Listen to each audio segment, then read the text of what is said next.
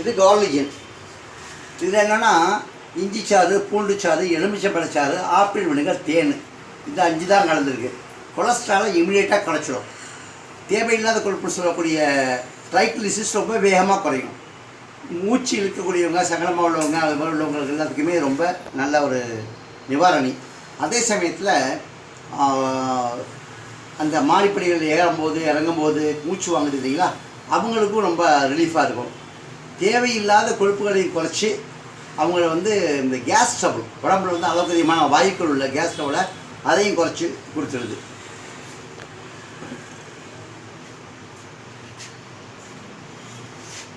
இது இது சுவாசாமிர்தம் சொல்லக்கூடிய இந்த இருமலுக்கு, சுவாசத்துக்கு கோளாறுகள் உள்ளவங்களுக்காக சாப்பிடக்கூடிய இது